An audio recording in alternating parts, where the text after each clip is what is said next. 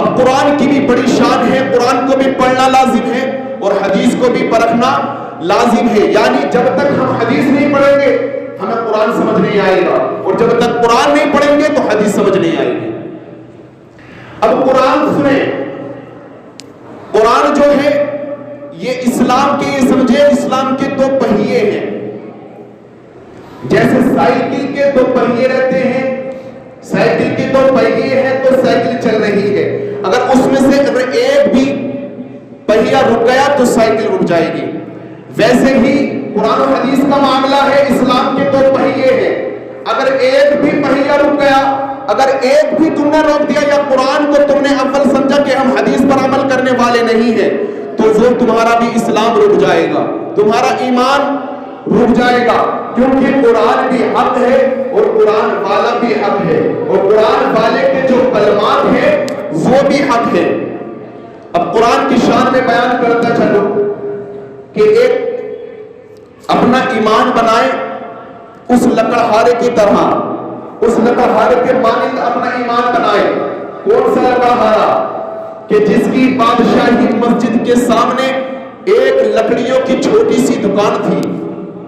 تو ایک انگریز آیا، اس نے مسجد میں جا کر اپنا جو اس کی کتاب تھی، اب کتاب کیا تھی؟ انجیل. اس نے انجیل کے ورق پر کچھ ایسا لگایا رکھا تھا جس کو آگ میں ڈالیں گے تو وہ نہیں جلے گا، یعنی کچھ غلاف لگایا رکھا تھا. تو اب وہ مسجد میں پہنچا اور وہاں پر چیخ رہا ہے، اے مسلمانوں ذرا سنو، یہاں پر آؤ، تم بھی آؤ، سنو کہ میرے پاس جو میری کتاب ہے یہ انجیل ہے، تم بھی اپنی کتاب کو لے کر آؤ، تم بھی اپنے قرآن پاک کو لے کر آؤ، اور ہم آگ میں ان دونوں چیزوں کو ڈالتے ہیں، پہلے میں ڈالتا ہوں پھر تم قرآن کو ڈالنا، دیکھتے ہیں کس کا جو چیز حق ہوگی وہ بچ جائے گی، جو چیز ناحق ہوگی وہ چل جائے گی، جو کتاب ناحق ہوگی اس کی کتاب چل جائے گی. اللہ اکبر.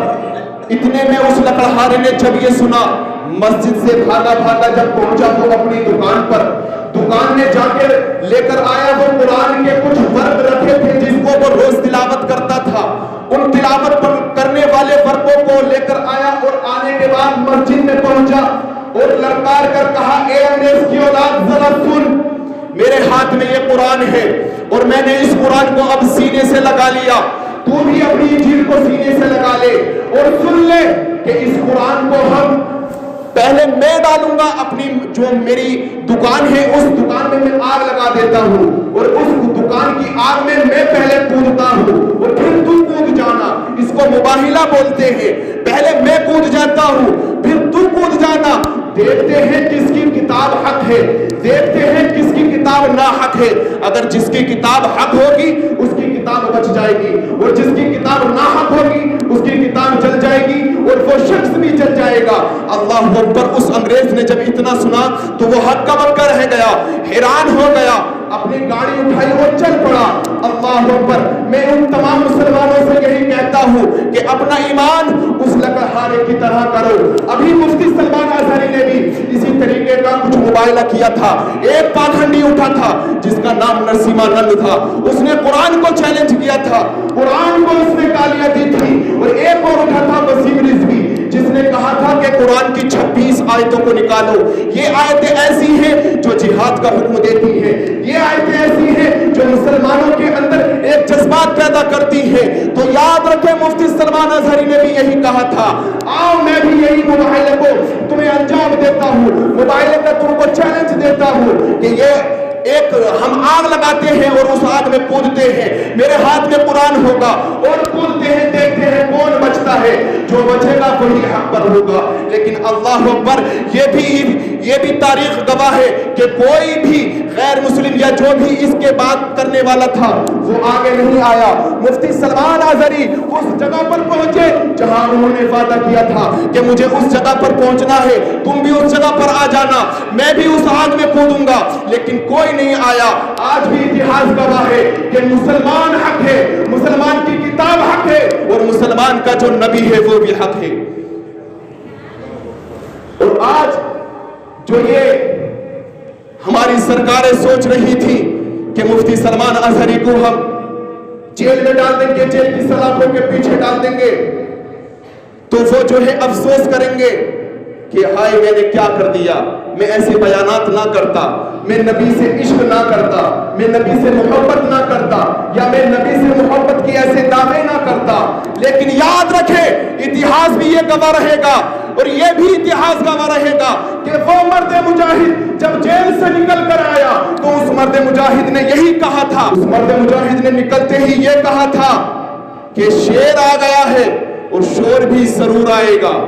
الحمدللہ ثم الحمدللہ، اللہ تبارک و تعالی نے ہماری دعاؤں کی لاج رکھی، ہماری دعاؤں کو قبول کیا کہ ہمارے مرد مجاہد اور ہمارے استاذ الاساتذہ حضرت مفتی سلمان اظہری صاحب کو رہا کیا۔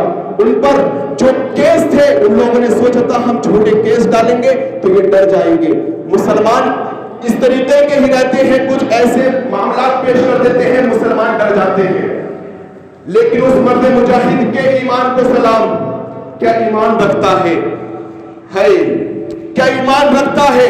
ہمارے مسلمانوں میں ایسا شاید کہاں ایمان، وہی ہے نہ ایسے کوئی فیشن ہے، ان کے فیشن دیکھو مسلمانوں کے کہ جس کو دیکھ کر تم کہہ نہیں سکتے کہ یہ مسلمان ہے، ان کی ہیئر کٹنگ ایسی ہے کہ انہیں دیکھ کر کہہ نہیں سکتے کہ وہ مسلمان ہے، ہاتھوں میں کڑے ڈالتے ہیں۔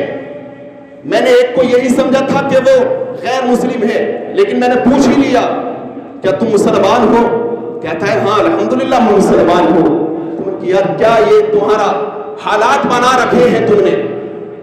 اللہ ہم اپنے حالات بھی ایسے بنائے کہ لوگ دیکھ کر کہیں ہاں کہ وہ مصطفیٰ کا غلام جا رہا ہے، وہ نبی کا امتی جا رہا ہے، اور یہی دیکھ کر کہیں کہ اگر اس امتی کی یہ شان ہے، اگر یہ امتی اتنا نرالا ہے تو اس کا نبی کتنا نرالا ہوگا۔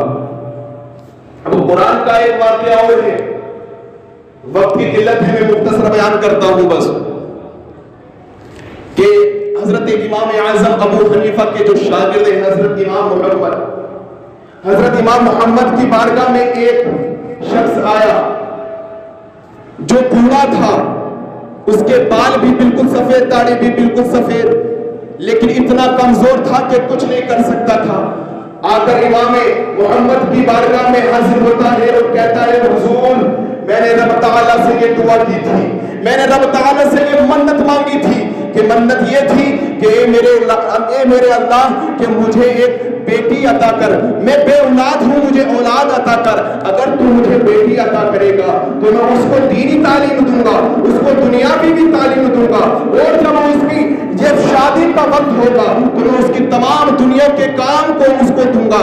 اللہ اکبر! لیکن آج وہ حضور وہ بڑی ہو گئی ہے، آج وہ شادی کے لائق ہے حضور، لیکن میرے حالات ایسے ہیں، میرا کوئی بیٹا نہیں ہے، میرا کوئی بھائی بھی نہیں ہے جس کی وجہ سے وہ میرا سہارا بنے، یا کوئی بھی ایسا نہیں ہے کہ جو میرا سہارا بنے، یا کوئی بھی دنیا میں ایسا نہیں باقی رہا کہ جو یہ کہے کہ ہاں میں تیرے ساتھ ہوں، تیری بیٹی کی شادی میں کرواؤں گا۔ حضور میں اگر کوئی کام بھی کروں گا تو میرے ہاتھ اتنے کمزور ہیں، میری بازو اتنی کمزور ہو چکی ہے، عمر کا تقاضا ہے کہ مجھ سے کام بھی نہیں ہوگا۔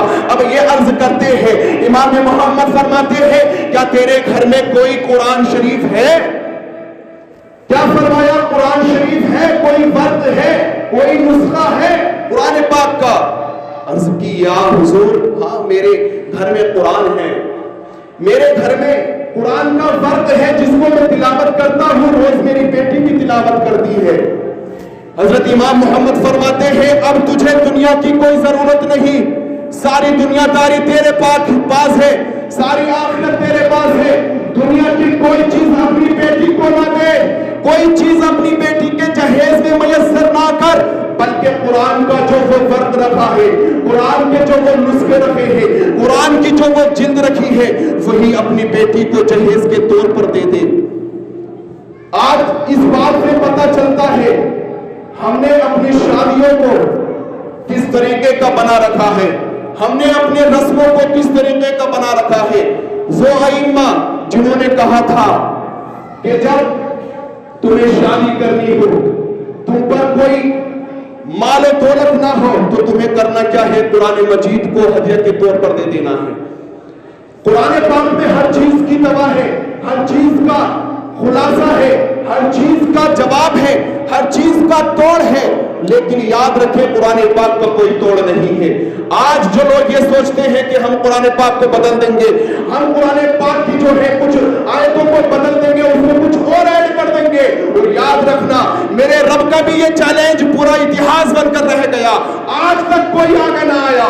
میرا رب ارشاد فرماتا ہے وَإِن كُنتُمْ فِي رَيْبٍ مِّمَّا نَزَّلْنَا عَلَىٰ عَبْدِنَا فَأْتُوا بِسُورَةٍ مِّن مِّثْلِهِ وَادْعُوا شُهَدَاءَكُم مِّن دُونِ اللَّهِ إِن كُنتُمْ صَادِقِينَ۔ رب تعالی ارشاد فرماتا ہے کہ اے دنیا والوں سنو، میں نے اپنے جو محبوب پر جو نازل کیا ہے سنے غور سے اور ذہن نشین کر لے۔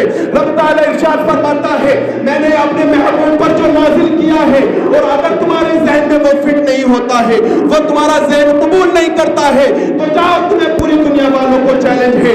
سنو کیا چیلنج ہے۔ اللہ تبارک و تعالی ارشاد فرماتا ہے اگر اس قرآن کی آیت کے جیسی کوئی آیت بنا سکو، اگر اس قرآن کی سورت جیسی کوئی سورت بنا سکو، اس کے جیسا کوئی لفظ بنا سکو، جاؤ، تمہیں چیلنج ہے، پوری دنیا والے تمہیں ایک ہو جائے۔ قرآن پاک میں ارشاد فرماتا ہے رب تعالی وَادْعُوا شُهَدَاءَكُم مِّن دُونِ اللَّهِ إِن كُنتُمْ صَادِقِينَ۔ اگر رب تعالی کے علاوہ تم پوری دنیا کو اکٹھا بھی کر لیتے ہو تو تم اس کام کو انجام نہیں دو گے۔ وَإِن كُنتُمْ فِي صَادِقِينَ، اگر تم اس کام کو انجام دے دیتے ہو تو اللہ تعالی ارشاد فرماتا ہے جاؤ، تم سچے ہو۔ اگر تم اس کام کو انجام دیتے ہو، قرآن پاک کی جیسی کوئی سورت یا کوئی آیت یا کوئی تم ایسی سورت اتار دیتے ہو تو جاؤ، تم سچے ہو۔ لیکن ابھی تک اتہاس گواہ ہے، تاریخ گواہ ہے، کوئی بھی چیلنج ایکسپٹ نہیں کیا، اور جس نے چیلنج ایکسپٹ کیا ہے، جو بھی آئے تھے قرآن پر ریسرچ کرنے کے لیے، اتہاس گواہ ہے، بالکل ابھی تک تاریخ بھی گواہ ہے کہ وہ مسلمان ہو کر نکلے ہیں۔ آئے تھے غیر مسلم کے ہم مسلمانوں کی کتاب پر جو ہے ریسرچ کریں گے کہ وہ کس طرح کا لائق کا حکم دیتی ہے، اتہاس گواہ ہے کہ وہ مسلمان ہو کر نکلے ہیں۔ خیر وقت کی ملت ہے، انشاءاللہ چمن رہے گا، پھول کھلیں گے، زندگی رہے گی، پھول ملیں گے انشاءاللہ۔ وما توفیقی الا باللہ۔ السلام علیکم ورحمۃ اللہ وبرکاتہ۔